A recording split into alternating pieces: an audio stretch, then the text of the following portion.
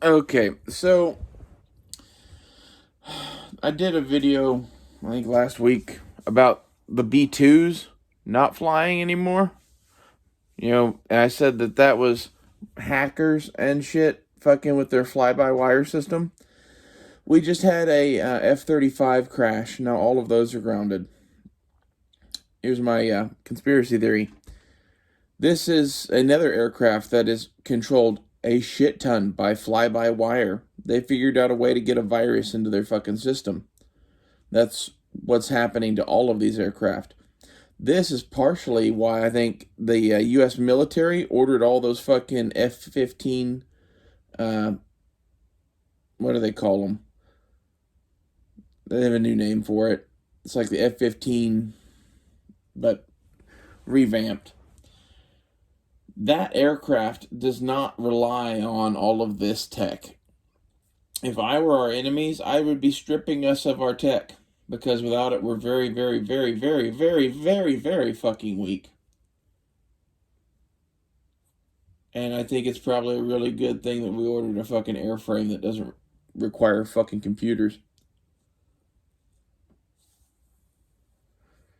This is what I see when I see this.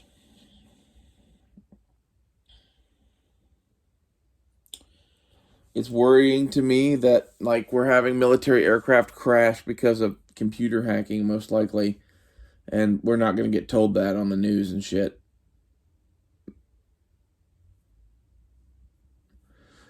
For some reason, they don't like telling people the truth very much. Also, I don't think they want everybody to be as well informed as your Aunt Ray Ray is.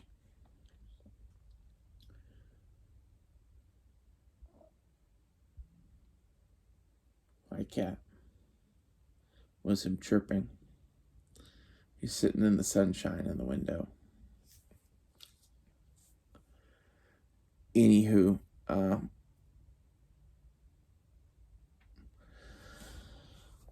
the F-35 I think is a dubious aircraft anyway because it's a VTOL. And this is the inherent problem with all of the VTOL aircraft is that they're going to crash a lot, and their solution to them crashing a lot is that they fly by wire. And this was always my criticism of anything that uses any of that technology is that if a bunch of nerds in my fucking computer class can figure out how to make it not work anymore at my direction, then it's not a viable technology. And this is what's being done to us. As someone who would do it, this is what it looks like.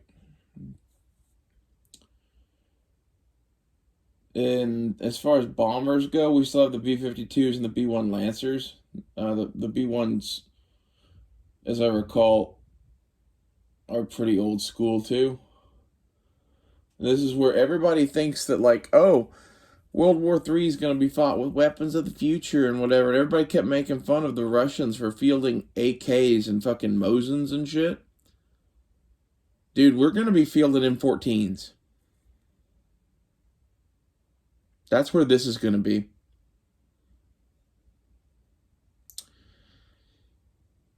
This looks like it's going to be bad.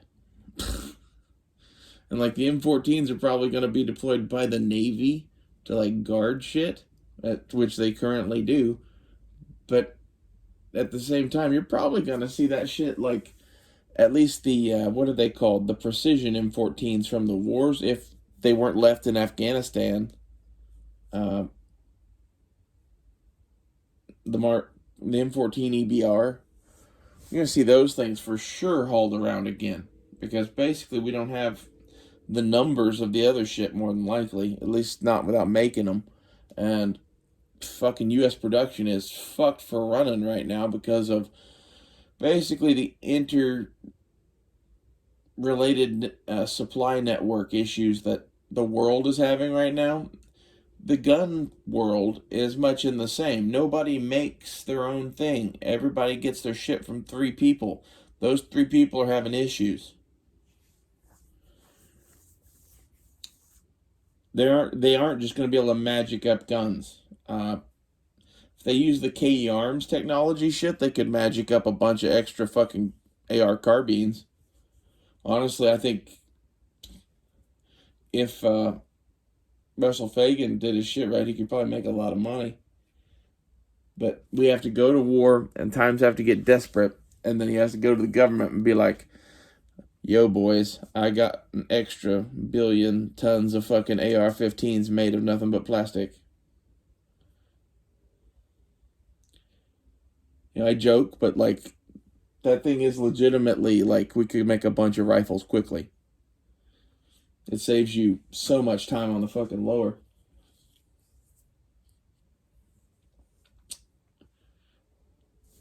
Oh. Although I will say that he'd need more than one mold, and that would be an issue.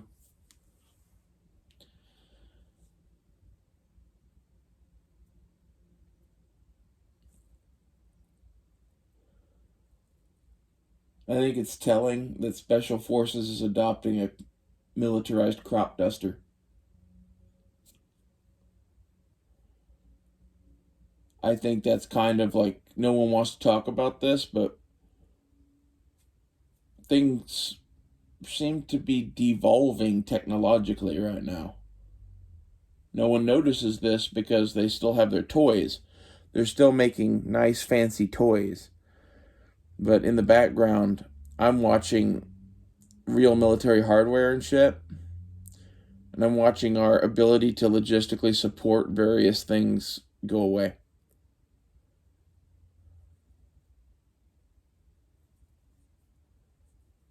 I don't know if that's self-imposed. You know, are we getting a militarized crop duster to support green energy? In reality, what I see when I see that aircraft is we're going to be fighting in little bush wars all over fucking Africa. And if I were a Special Forces commander, I would really, really like to have a couple of very small airplanes that could fucking be up and do fucking recon for me and do close air support for me. That I knew those men. They knew me. Like, there's no drone involved. There's no fucking telecommunications bullshit involved. They're direct. They're there. They can make the decision to do what they need to do. There's some value in that, and that's what that plane is. And that makes me question why, you know, why are they doing that, basically? And that most of the answers are we're not going to have the fucking support that we normally do. We're going to be fighting a little bit more like Russian special forces do. That's what that plane tells me, anyway. That's the kind of shit that the Russian special forces would do.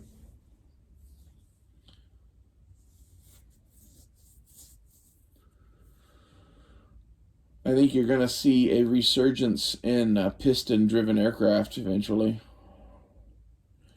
No one wants to say this, but jet aircraft consume a shitload of fuel.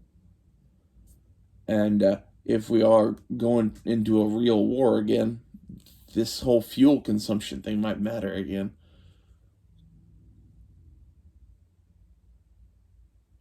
There's a lot of this where I'm excited to see what happens to military technology in the coming conflict. I'd love to like help develop some of it, but like in reality, the reality of those places are they don't like creative people, and their hiring process weeds people like me out hardcore. I kind of like doing my own thing anyway. It would be cool to get a group of guys together that wanted to fucking try to make something and try to make something military technology wise.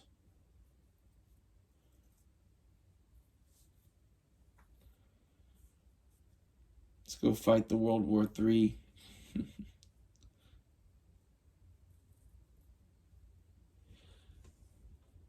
Oh. I wonder who's fucking with our planes, if it's Russia or China. The hacking shit usually is Russia, but I'm pretty sure that those systems can't be just directly hacked into. At least not in a way that we know of. Like, this is half of the thing is, I'm pretty sure that you could make a fucking gun that you could point at those aircraft that would fucking hack their computers, basically, and cause them to, like, yaw one way or the other so hard that they crash. I know that sounds like science fiction or whatever, but, like, you should get that. That shit at Skinwalker Ranch, we've watched that show. There's a portion of that where, like, dude has an iPhone and it gets hacked by a signal and you can watch it happen. And that's definitely what's going on.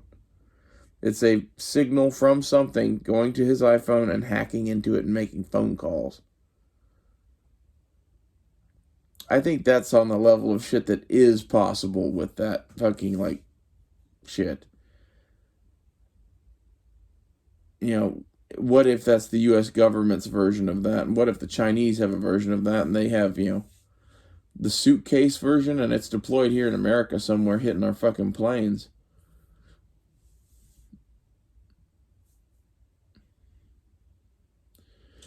I don't know how that shit would work, but, like, that's,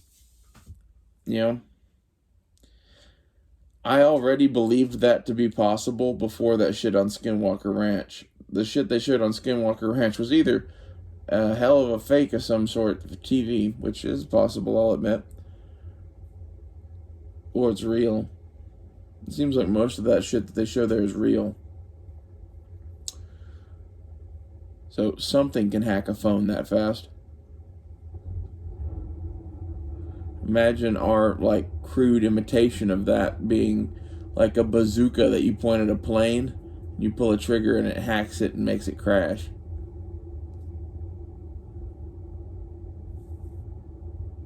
Be a hell of a thing, wouldn't it? It would eliminate all this fucking advanced aerial tech that we have. We'd be back in, 1975.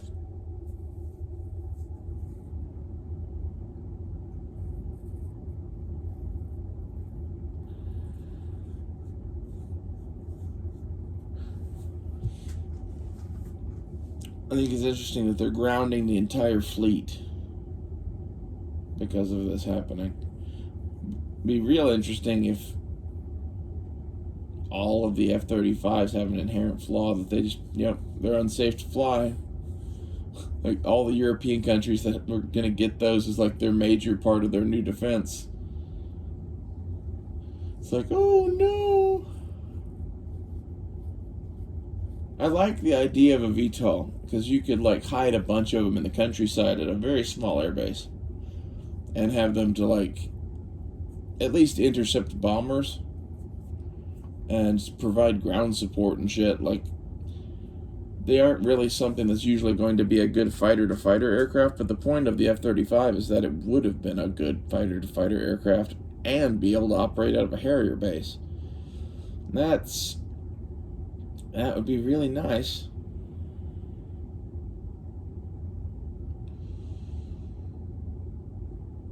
It's a shame that they are going to have the same Achilles heel as the B-2. I also think it's funny that I said that my grandfather and I used to watch stuff on planes on History Channel all the time, and when we watched the episode of History's Marvels or whatever the fuck it was on the B-2, they described how their fucking computer system worked, and I flat out looked at my grandfather and said, that's how the fucking Russians and Chinese are gonna take that plane down. And he's like, you're probably not wrong. Like, I think I'm definitely not wrong now. It's all these years later, but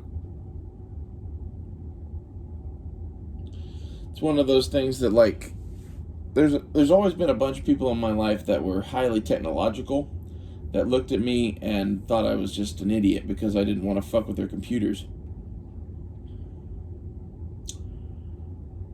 In reality, I kind of think that they're the idiots because they just, like, buy into this system.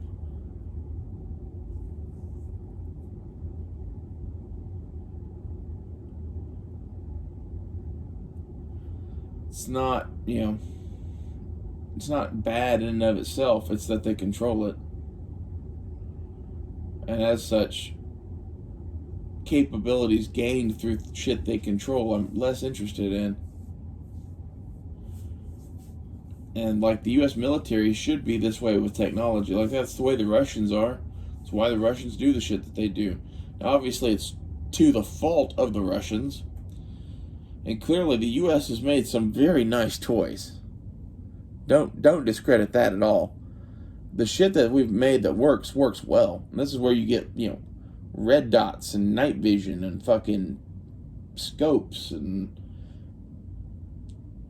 all of the ordnance that we do, all of the fucking aircraft and targeting systems that we do. Like, it's impressive.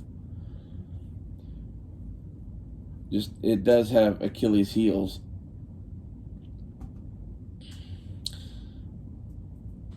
Everybody seems to think that, like, the entire world is going to be full of people with thermal scopes in the end of the world. Be curious to see if that becomes a reality, but, like, for now, most people don't have that shit. I had military issue thermal shit in 2016, 2017, 2015. Kind of all through there. When I was selling night vision and thermal crap, I got to bring home some fucking thermal units that cost $13,000 or some shit.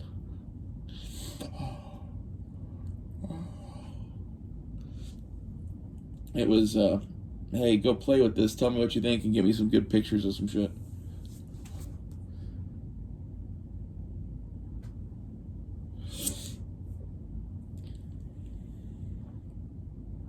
Good pictures of stuff through the thermals and night vision and whatever sold stuff. It just does.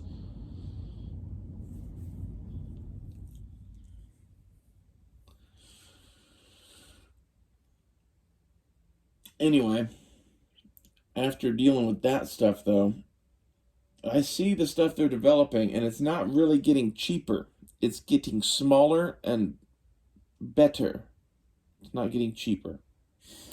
As long as it's not getting cheaper, it's not going to be very prevalent. You're going to have the U.S. military using it. So if you're going to fight the U.S. Army, yeah, you should be worried about thermal, I guess. Maybe that's where a lot of people are. I kind of think that's a fool's errand.